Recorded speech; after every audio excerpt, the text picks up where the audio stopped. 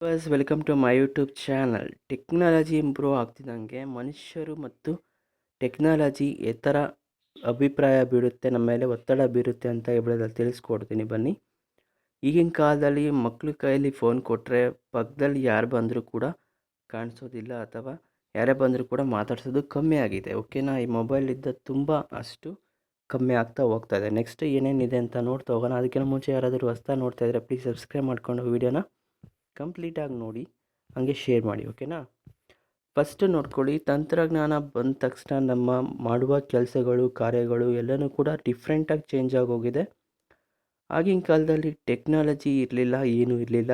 ಅದಕ್ಕೋಸ್ಕರನೇ ಅಷ್ಟು ದಿನಗಳ ಕಾಲ ಬದುಕ್ತಾ ಇದ್ರು. ಇವಾಗ ಟೆಕ್ನಾಲಜಿ ಬಂದಿರೋದ್ರಿಂದ ಸಮಯ ಬೇಗ ಕಳೀತಾ ಇದೆ. ಯಾವಾಗಲೂ ಕೂಡ ತಂತ್ರಜ್ಞಾನ ಟೆಕ್ನಾಲಜಿಯಿಂದನೇ ಬಿದ್ದಿದ್ದಾರೆ. ಫಾರ್ ಎಕ್ಸಾಂಪಲ್, ಆಗಿನ ಕಾಲದಲ್ಲಿ ಟಿ ವಿ ಅಷ್ಟೊಂದಿರಲಿಲ್ಲ, ಕರೆಕ್ಟ್ ಟೈಮ್ಗೆ ನಿದ್ದೆ ಮಾಡ್ತಾಯಿದ್ರು. ಈಗ ಟಿ ವಿ ಬಂದಿರೋದ್ರಿಂದ 10 ಗಂಟೆ ಆದರೂ ಕೂಡ ನಿದ್ದೆ ಮಾಡಲ್ಲ. ಅದೇ ರೀತಿ ಫೋನು ಕೂಡ 10 ಗಂಟೆ ಆದರೂ ಕೂಡ ಬಿಟ್ಟಿರಲ್ಲ, ಯಾವಾಗಲೂ 24 ಅವರ್ಸ್ ಯೂಸ್ ಮಾಡ್ತಾನೆ ಇರ್ತಾರೆ. ನೆಕ್ಸ್ಟು ಕೆಲವೊಬ್ಬರು ಯೂಸ್ ಮಾಡ್ತಾರೆ, ಕೆಲವೊಬ್ಬರು ಯೂಸ್ ಮಾಡಲ್ಲ. ನೆಕ್ಸ್ಟು ಸ್ಲೀಪಿಂಗ್ ಡಿಸಾರ್ಡರ್ ಕೂಡ ಬರುತ್ತೆ. ಫಸ್ಟು ಟಿ ವಿ ಮೊಬೈಲ್ ಬಂದಿರೋದ್ರಿಂದ ಈ ಕಾಯಿಲೆ ಬಂದಿದೆ. ಸರಿಯಾಗಿ ಪ್ರಾಪರಾಗಿ ಸ್ಲೀಪ್ ಮಾಡೋಕ್ಕಾಗಲ್ಲ. ಯಾರು ಬೇಕಾದ್ರೂ ಉಪಯೋಗಗಳು ಇದೆ ನೆಕ್ಸ್ಟು ಬೇರೆ ಕೂಡ ಇದೆ. ಅನುಕೂಲ ಇದೆ, ಅನಾನುಕೂಲ ಕೂಡ ಇದೆ. ಅನುಕೂಲ ಏನು? ನಾವು ಎಲ್ಲೇ ಇದ್ದರೂ, ಯಾವ ದೇಶದಾಗಿದ್ದರೂ ಕರೆಕ್ಟ್ ಟೈಮ್ಗೆ ಫೋನ್ನಲ್ಲಾದರೂ ಮಾತಾಡ್ಬೋದು, ಅಥವಾ ಮೆಸೇಜ್ ಕಳಿಸ್ಬೋದು, ಏನೇ ಇದ್ದರೂ ಮಾತಾಡ್ಬೋದು. ಆದರೆ ಮೆಸೇಜ್ಗೂ ಫೋನ್ಗೂ ಇರೋ ವ್ಯತ್ಯಾಸ ರಿಲೇಶನ್ಶಿಪ್ನ ಹಾಳು ಮಾಡುತ್ತೆ. ಫಾರ್ ಎಕ್ಸಾಂಪಲ್, ಎದುರು ಬದುರು ಕೂತ್ಕೊಂಡು ಮಾತಾಡೋ ಮಜಾಕಿನ್ನ ಫೋನಲ್ಲಿ ಎಷ್ಟೇ ಹೊತ್ತು ಮಾತಾಡಿದ್ರು ಕೂಡ ನಿಮಗೆ ಪ್ರಾಬ್ಲಮ್. ಫಾರ್ ಎಕ್ಸಾಂಪಲ್, ಮೊಬೈಲಿಂದ ಬರೋ ರೇಡಿಯೇಷನ್ಸಿಂದ ನಿಮ್ಮ ಎಲ್ತು ಹಾಳಾಗೋಗುತ್ತೆ. ಅದಕ್ಕೋಸ್ಕರ ಮೊಬೈಲ್ನಲ್ಲಿ ಜಾಸ್ತಿ ಮಾತಾಡಬಾರ್ದು ಕೂಡ, ಅದು ಒಂದು ಅನಾನುಕೂಲ.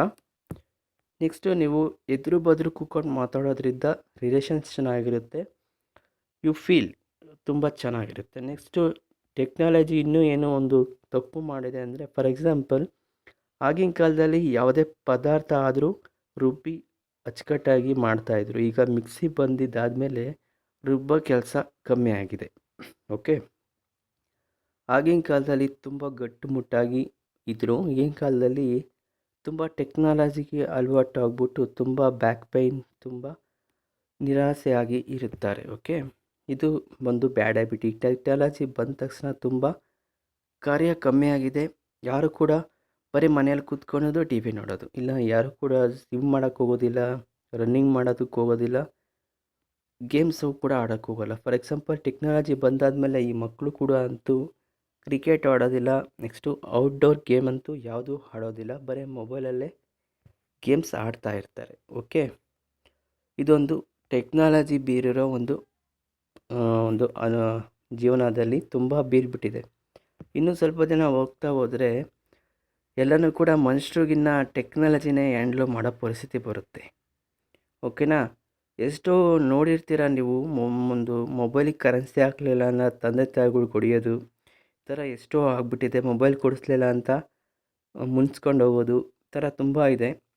ಮೊಬೈಲ್ಗೋಸ್ಕರ ಕಿಡ್ನಿ ಮಾರೋದು, ಈ ಥರ ಎಲ್ಲ ಇದೆ. ಇ ಎಮ್ ಐಲಿ ತುಂಬ ಎಷ್ಟೋ ಜನ ಲೋನಲ್ಲಿ ತಗೊಂಡಿರ್ತಾರೆ ಮೊಬೈಲು. ಏನು ಹುಚ್ಚಿಡಿಸ್ಬಿಟ್ಟಿದೆ ಅಂದರೆ ಹೇಳ್ಬಾರ್ದು. Next, online shopping. ಆಗಿನ ಕಾಲದಲ್ಲಿ ಎಲ್ಲರೂ ಕೂಡ ಹೋಗ್ಬಿಟ್ಟು ಶಾಪ್ನಲ್ಲಿ ಬಟ್ಟೆ ಶಾಪಿಂಗೆಲ್ಲ ಮಾಡ್ಕೊಂಬರೋರು. ಈಗ ಎಲ್ಲ ಆನ್ಲೈನ್ ಪೇಮೆಂಟ್ ಆಗಿರೋದ್ರಿಂದ ಜಸ್ಟ್ ಕುತ್ಕೊಂಡಿದ್ದಾಗೆ ನೀವು ಏನು ಬೇಕಾದ್ರೂ ಆರ್ಡರ್ ಮಾಡಿಬಿಟ್ಟು ಮನೆಗೆ ತರಿಸ್ಕೊಬೋದು. ಇದೊಂದು ಸೋಮಾರಿಗಳ್ತನ ಆಗೋಗಿದೆ. ಫಾರ್ ಎಕ್ಸಾಂಪಲ್, ಆಗಿನ ಕಾಲದಲ್ಲಿ ಎಲ್ಲರೂ ಕೂಡ ಹೋಗ್ಬಿಟ್ಟು ಶಾಪಿಂಗ್ ಮಾಡಿಕೊಂಡು ಎಲ್ಲ ಪರಿಚಯನ ಬೆಳೆಸ್ಕೊಂಡು ಈಸಿಯಾಗಿ ಕಮ್ಯುನಿಕೇಷನ್ ಮಾಡ್ತಾಯಿದ್ರು. ಇವಾಗೆಲ್ಲ ಡಿಜಿಟಲ್ ಆಗಿರೋದ್ರಿಂದ ಅವ್ರ್ಯಾರೋ ನೀವ್ಯಾರೋ, ಇಲ್ಲಿ ಒತ್ತಿದ್ವಾ ಅಲ್ಲಿ ಬಂತ ಇಸ್ಕೊಂಡ್ವಾ, ಈ ಥರ ತುಂಬ ಆಗಿಬಿಟ್ಟಿದೆ. ಓಕೆ? ತುಂಬ ಜಾಸ್ತಿ ಖರ್ಚುಗಳು ಜಾಸ್ತಿ ಆಗಿದೆ. ಸಂವಹನ ನಡೆಸುವ ರೀತಿಯಲ್ಲಿ ಸ್ನೇಹಿತರು, ಕುಟುಂಬ, ಸಾರ್ವಜನಿಕ ವ್ಯಕ್ತಿಗಳು ನೈಜ ಸಮಯವನ್ನು ಏನು ಕೂಡ ಉಪಯೋಗ ಆಗ್ತಿಲ್ಲ. ತುಂಬ ಹೋಗ್ತಾ ಇದ್ದಾರೆ, ಸುಮ್ಮನೆ ಕೆಲಸ ಮಾಡು, ಹೋಗು, ಬಂದು ಬಿದ್ಕೋ, ಈ ಥರ ಆಗೋಗಿದೆ. ಇದೇ ಇವತ್ತಿನ ವಿಷಯ. ಎಷ್ಟು ಪರಿಣಾಮ ಬೀರುತ್ತೆ ಅಂದರೆ, ಇದು ಸ್ವಲ್ಪ ಇನ್ನೂ ಕೂಡ ತುಂಬ ಪರಿಣಾಮ ಬೀರುತ್ತೆ. ವಿಡಿಯೋ ಇಷ್ಟ ಆದರೆ ಒಂದು ಲೈಕ್ ಮಾಡಿ, ಶೇರ್ ಮಾಡಿ, ಕಮೆಂಟ್ ಮಾಡಿ. ಇದೇ ರೀತಿ ನೋಡ್ತಾ ಇರಿ. Thank for watching this video. Take care. Bye.